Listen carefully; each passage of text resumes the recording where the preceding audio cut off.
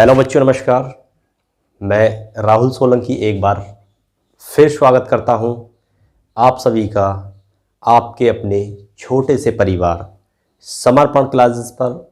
और मुझे उम्मीद है कि आप सभी स्वस्थ होंगे, बेहतर होंगे और अपनी तैयारी को बहुत ही ज़बरदस्त तरीके से इस समय आप कर रहे होंगे। तो चलिए, आज आपके लिए बहुत ही इम्पोर्टेंट और बहुत ही अच्छा सेशन है ये आज आपके लिए, और इसमें बहुत ही महत्वपूर्ण जानकारी आज आपको मिलेगी। लेकिन सेशन शुरू करने से पहले मैं आपके लिए दो पंक्ति पेश करूंगा और आप उन पंक्तियों को उनसे कह सकते हो जो आपकी हमेशा निंदा करते हैं, आपके माता पिता से या आपके किसी भी गार्जियन से, कि आपका बेटा या भाई बहन कुछ नहीं करेगा, नालायक है। तो आप उन्हें इन पंक्तियों के माध्यम से जवाब दे दीजिएगा। कुछ देर की खामोशी है, कुछ देर की खामोशी है, फिर शोर आएगा। तुम्हारा अभी वक्त आया है, हमारा एक दौर आएगा। तो चलिए, अपनी तैयारी को और बेहतर बनाइए और जल्दी से जल्दी अपने गार्जियंस और पेरेंट्स का सपना पूरा कीजिए। तो चलिए, आज आपको मैं Uttar Pradesh power corporation limited में निकली हुई वैकेंसियों के बारे में पूरा एकदम डिटेल से बताने वाला हूं। आपने बहुत सारी वीडियो देखी होंगी और आप देख भी लेना मेरी वीडियो के बाद भी, कितनी देख लेना। जो डिटेल मेरी वीडियो में मिलेगी, कंप्लीट फुल डिटेल, वो आपको पूरे यूट्यूब पर कहीं नहीं मिलेगी। आपको विश्वास नहीं हो तो आप एक बार पूरा यूट्यूब खोज सकते हो। तो चलिए शुरुआत कर लेते हैं कि क्या है यूपीपीसीएल में, किस पोस्ट के लिए है और कितनी वैकेंसियां हमारे इसमें निकाली गई हैं और किस लेवल की वैकेंसियां हैं। सारा डाटा आपके सामने है और मैं वन बाय वन आपको हर चीज़ क्लियर करूँगा। तो यूपीपीसीएल 1033 वैकेंसी का नोटिफिकेशन आ चुका है, जो जल्दी 19 तारीख से इनके फॉर्म भरने स्टार्ट हो रहे हैं और जिनकी लास्ट डेट 12/9/2022 मतलब 12 सितंबर तक इनकी लास्ट डेट है। पोस्ट क्या है जी? पोस्ट है एग्जीक्यूटिव असिस्टेंट, मतलब कार्यकारी सहायक। किस लेवल की नौकरी होती है और इसका वेतनमान क्या होता है? वेतनमान 27,200 से 86,100 होता है। आपको थोड़े शॉर्ट फॉर्म में समझाना चाहूँ सैलरी, तो बेसिक 27,000 से स्टार्ट होगा और इस पर जितने भी भत्ते मिलते हैं यूपीपीसीएल के द्वारा वो सब इस पे दे होंगे। जो जैसे कि अब हमारा डीए चल रहा है इस समय 34%, तो बेसिक ये लगेगा, फिर उस पर 34 लगेगा, तो वो सब जाके सैलरी आपकी बनेगी। 4 लेवल की एक जॉब है, बहुत ही बेहतरीन जॉब है। जॉब में बहुत ही मज़ा आने वाला है। ठीक है, आप लाइट के एक तरह से लोगों के कष्ट हर्ता बन जाओगे, गर्मियों में भी सर्दियों में भी। जहाँ लाइट कटी त्राहिमाम त्राहिमाम। ठीक है, तो चलिए, सैलरी हो गई, लेवल हो गया और उम्र सीमा 21 वर्ष से 40 वर्ष।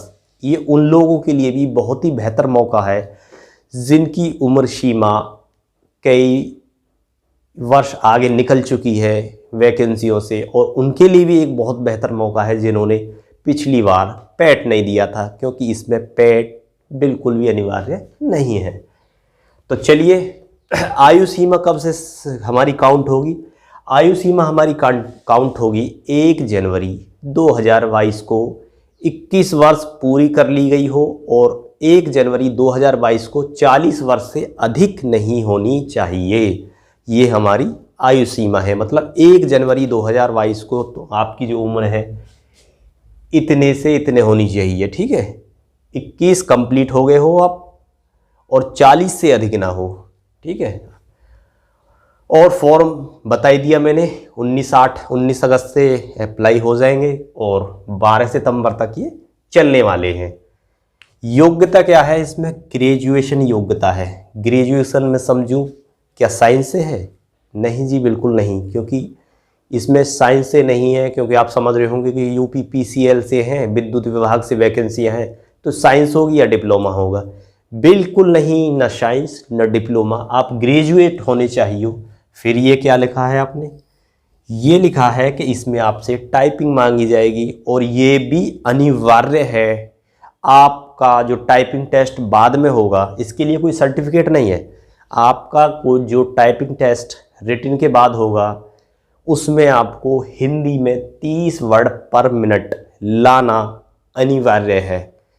उसमें इतना कंपलसरी है, 30 वर्ड पर मिनट आपको हिंदी में लाने होंगे। तो इसका मतलब ये हुआ कि अभी आपके पास टाइपिंग के लिए समय है, आराम से आप टाइपिंग निकाल ले जाओगे।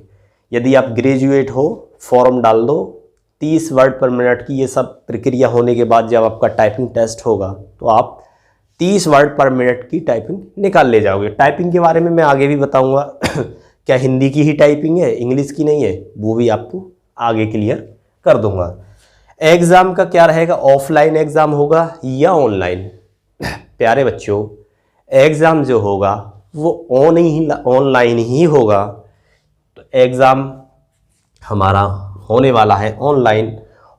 नेगेटिव मार्किंग कितने की होगी? 1/4 की, मतलब कि आपने 4 क्वेश्चन गलत कर दिए तब आपका एक क्वेश्चन का नंबर काट लिया जाएगा। क्लियर सी बात है। ये सबसे इंपॉर्टेंट बात है बहुत ही इंपॉर्टेंट बात है। आप पूरे यूट्यूब पर देख लेना, बहुत सारी जो डिटेल मैंने लिखी हैं आपको ये सब मिल जाएंगे, पद वगैरह, ये सब कब से फॉर्म, ये सब मोटा होता है तो मोटा मोटा डाटा है, लेकिन बारीक डाटाओं पर लोग बहुत कम ध्यान देते हैं। कि आपको आप बाद में चिल्लाते हो कि OBC certificate, SC certificate, EWS certificate, मूल निवास हमारा कब से कब तक का होना चाहिए, तो उसका भी जवाब है कि आपका OBC certificate, EWS certificate, SC certificate और एसटी सर्टिफिकेट 31 मार्च 2022 के बाद का होना चाहिए। ठीक, आपका यदि इससे पहले है बना हुआ, 31 मार्च 2022 का पहले बना हुआ है, तो आप अब लेटेस्ट सर्टिफिकेट बनवा सकते हैं। यदि आपने अप्रैल में बनवाया है, 31 मार्च के बाद बनवाया, 1 अप्रैल, 2 अप्रैल, 3 अप्रैल, या अभी लेटेस्ट बनवाया है, तो आपको बनवाने की बिल्कुल भी ज़रूरत नहीं पड़ेगी। मूल निवास, फ्रीडम फाइटर और हैंडीकैप्ड, ये जो सर्टिफिकेट है आपका, इसमें जो मांगा है 31 मार्च 2019 के बाद का ही होना चाहिए, क्योंकि ऐसा वैसे किसी भर्ती में मांगते नहीं है, क्योंकि फ्रीडम फाइटर का एक बार बन गया तो बन गया। ठीक है, हैंडीकैप्ड और मूल निवास, ये जो हैं हमारे तीनों डॉक्यूमेंट्स 31 मार्च 2019 के बाद के बने होने चाहिए। इस बात का भी आप विशेष ध्यान रखें। ठीक है, और जो है एग्ज़ाम कब होगा, एग्ज़ाम जो बता रखा है इन्होंने अक्टूबर के 2nd वीक में, लेकिन आप अक्टूबर मानो चाहे नवंबर मानो, 10-20 दिन या 1 महीने का कोई फ़र्क नहीं होता है। एग्ज़ाम में आगे पीछे होते ही रहते हैं एग्ज़ाम, क्योंकि आप एक माइंड सेट ऐसा सेट कर लेते हो कि यदि 2nd वीक कह दिया तो 2nd वीक में होना चाहिए, और बशर्ते ऐसा होता नहीं है। लेकिन पीसीएल, यूपी पीसीएल अपने जो एग्ज़ाम है उन्हें करवाने के लिए काफ़ी एक्टिव रहती है और समय पर पूरा करा ले जाती है अपनी सारी भर्तियां, जो देखने में आया है। चलो बात कर लेते हैं कि इसमें सिलेक्शन प्रोसेस क्या है। देखो, सिलेक्शन जो प्रोसेस है, पहले आपका सबसे पहले जो होगी लिखित परीक्षा होगी।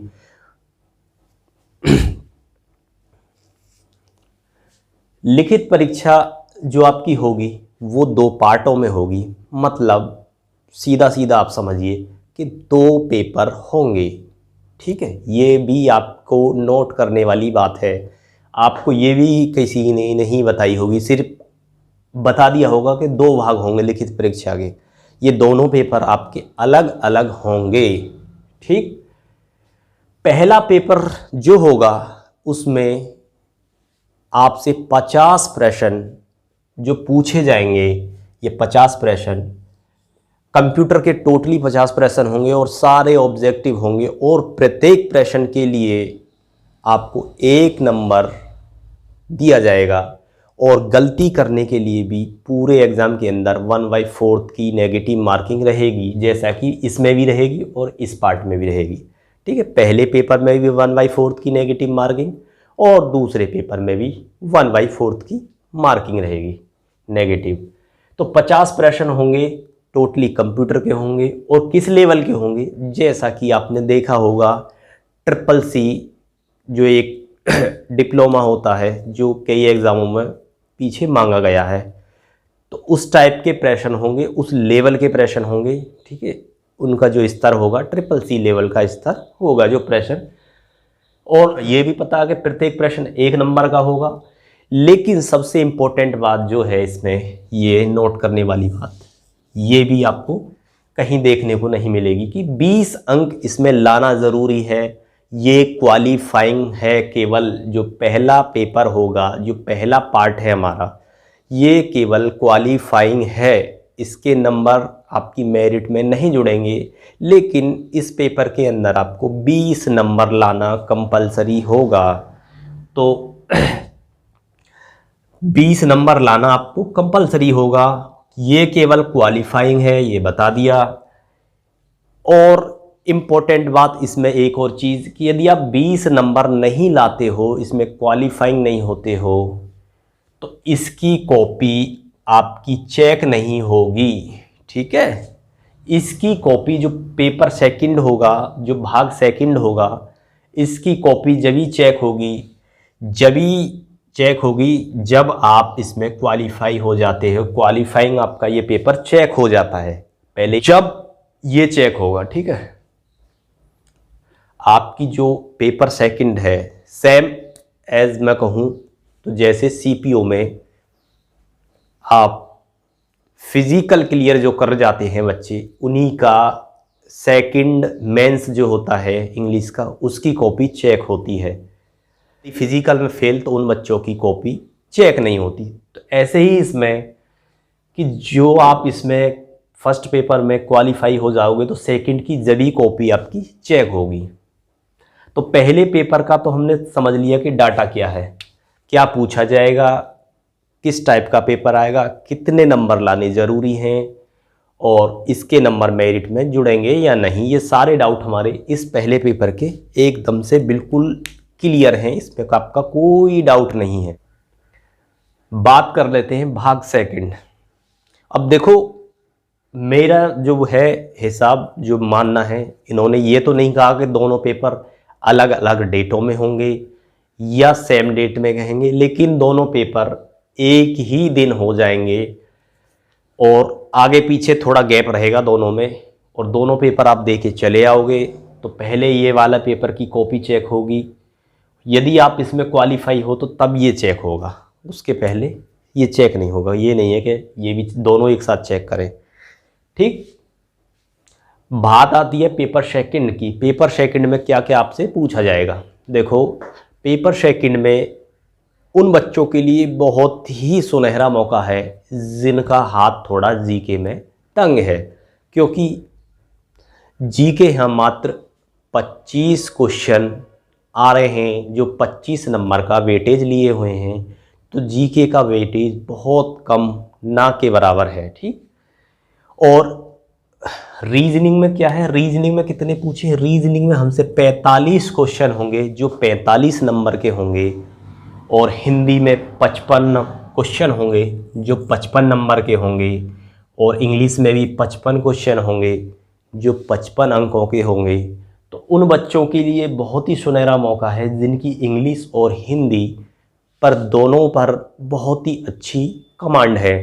उन बच्चों से जो वैकेंसी है बिल्कुल भी बाहर नहीं जाएगी, उन्हें एक सुनहरी सौगात उनके परिवार को ये सब दे के जाएगी।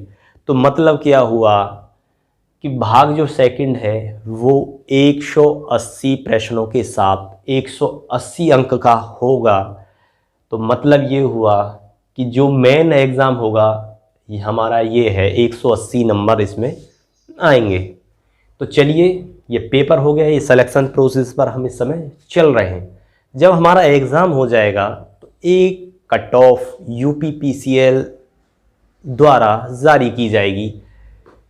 वो इसलिए क्योंकि अब बच्चों को बारी है टाइपिंग कराने की। तो टाइपिंग में ये जो कहा गया है नोटिस में, टाइपिंग के लिए इन्हें कम से कम 3 गुने बच्चे, वैकेंसियों के 3 गुने बच्चे लेने पड़ेंगे, उससे कम नहीं।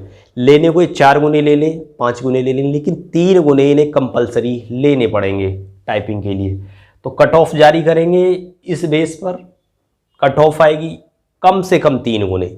1033 वैकेंसी है, तो मतलब 3099 बच्चे ने टाइपिंग के लिए लेने ही लेने हैं। उससे ऊपर इनका विवेक कहता है कि क्या ये फालतू ले या ना ले, वो इनके ऊपर है। लेकिन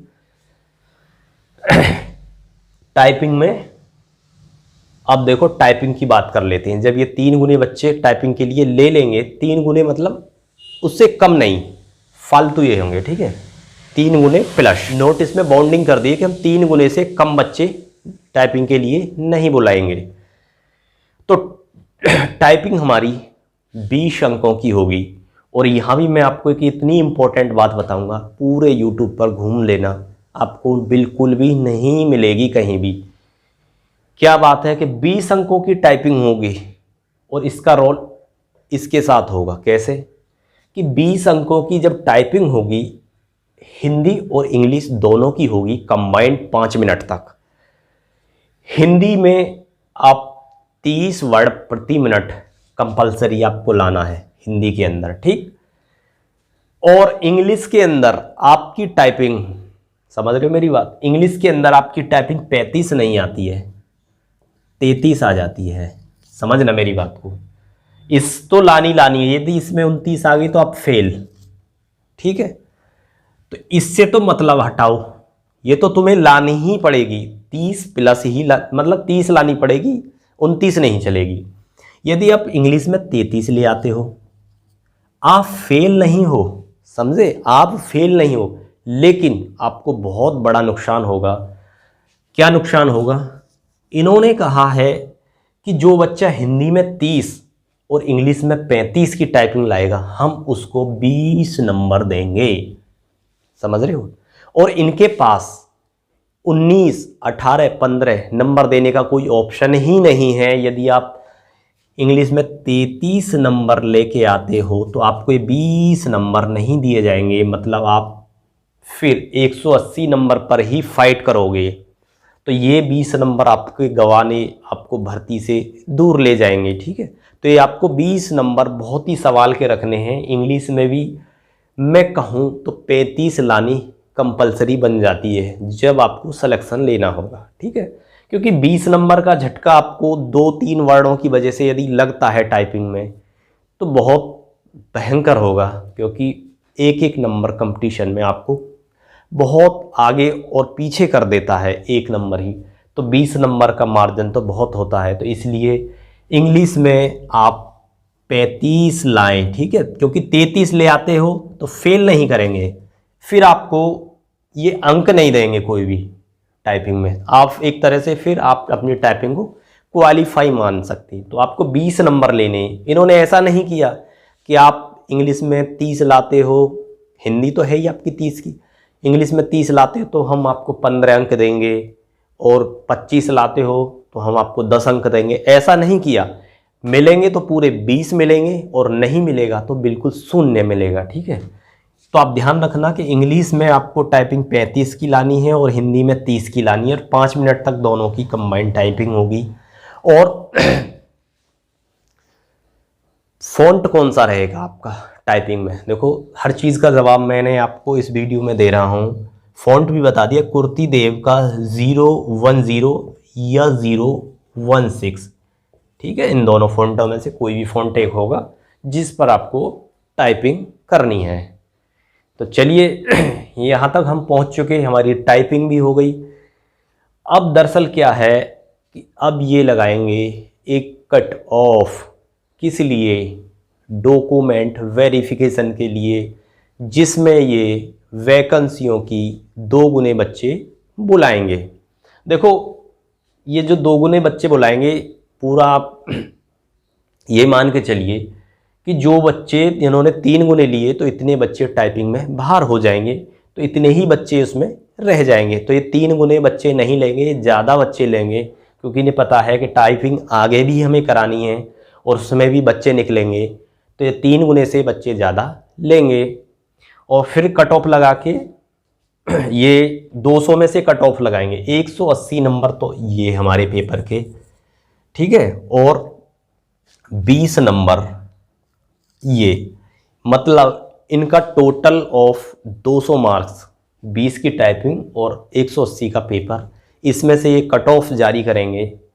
जो कट ऑफ होगी हमारी डॉक्यूमेंट वेरिफिकेशन के लिए, डॉक्यूमेंट वेरिफिकेशन करने के बाद फिर हमारी जो बच्चे उसमें एक्स्ट्रा होंगे वो फाइनल मेरिट से बाहर हो जाएंगे और आपका सिलेक्शन वहीं कंप्लीट हो जाएगा। और मेडिकल स्टैंडर्ड इसमें ना के बराबर है। आप अपने गवर्नमेंट हॉस्पिटल, जिला चिकित्सालय से लास्ट में जब यहाँ पहुँच जाओगे, मेडिकल की बारी आएगी तो मेडिकल सर्टिफिकेट आपको पेश करना है, तो आप बनवा के ले जाओगे तो वो मेडिकल सर्टिफिकेट भी यहाँ चलेगा, ठीक है। बस इसमें परेशानी क्या है, 2 परेशानी है इसमें, उन चीज़ों से भी मैं आपको रूबरू करा देता हूँ। सब चीज़ ठीक है, नौकरी बढ़िया, सब कुछ ठीक, लेकिन परेशानी ये क्या है कि जब बच्चे स्टूडेंट होते हैं तो सबसे ज़्यादा तंगी हालत वो होती है, क्योंकि वो एक तो संघर्ष के बीच जूझ रहे होते हैं, जो अपने माता पिता का सपना है उसे पूरी करने की पूरी जद्दोजहद कर रहे होते हैं। तो उस समय बच्चों के पास एक जो चिड़िया है मनी वाली, उसका थोड़ा क्या पूरा ही अभाव रहता है। तो जो फीस है वो काफ़ी ज़्यादा ही कहूँगा मैं, है ही ज़्यादा। 1180 अनरिजर्व ओबीसी ईडब्ल्यूएस के लिए 1100 और SC ST के लिए 826 रुपये है और हैंडीकैप्ड के लिए 12 रुपये है। ये सारी फीसें GST के अंदर हैं, ठीक है, मैं GST भी है इनमें, ठीक है। और एक दूसरी बात यह है कि ये वाला जब फॉर्म आप भरें तो आप खुद साइबर कैफ़े वाले के पास बैठकर फॉर्म फिल कराएं, क्योंकि इन्होंने पहले ही कह दिया है कि हम बाद में कोई भी करेक्शन फॉर्म में करने का मौका नहीं देंगे।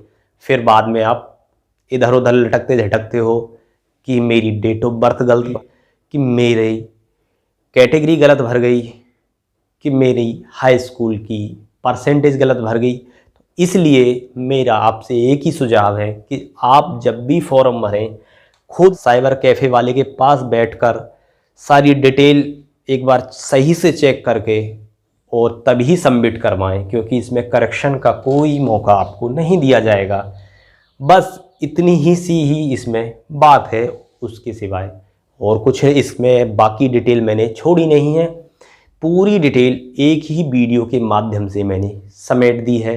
आप अब जाके कोई भी डाउट आपका बचने वाला नहीं है, क्योंकि आप एक वीडियो देख लिए फिर डाउट तैयार आपके हो जाते हैं, फिर आप इधर उधर कमेंट करके आप यूट्यूब के नीचे कमेंट करके और चैनलों पे पूछते हैं। तो इसलिए मैंने एक ही वीडियो में आपको कंप्लीट डिटेल्स दी है। हमेशा मेरा यही रहता है, वीडियो थोड़ी चाहे लेट आए, लेकिन कोई भी ऐसा डाउट, कोई भी ऐसा टॉपिक मुझसे बचना नहीं चाहिए जी, क्योंकि मेरी वीडियो देखने के बाद आपको किसी दूसरे की वीडियो देखने की ज़रूरत नहीं पड़े। मैं हमेशा इसी चीज़ पर फोकस होकर काम करता हूँ आपके लिए। तो चलिए फिर मिलते हैं एक नए टॉपिक और नए सेशन के साथ, बहुत ही जोश और अंदाज के साथ। तो आपको सभी को नमस्कार, जय हिंद, वंदे मातरम। और इस समय हर घर तिरंगा योजना जो चली हुई है, आप जुड़ें उससे और तिरंगा लगाएं और अपने देश पर गौरवान्वित महसूस करें, क्योंकि देश तो अपना ही है। ठीक है, तो हमें गर्व करना चाहिए अपने कंट्री पर। और 15 अगस्त आ ही रही है, जिसकी तैयारियां हम और आप सब लोग मिलकर हर घर तिरंगा स्कीम के माध्यम से कर रहे हैं, जो एक बहुत ही बेहतरीन ढंग से तरीके से इस बार हम 15 अगस्त को मनाने जा रहे हैं। तो चलिए सभी को फिर एक बार नमस्कार।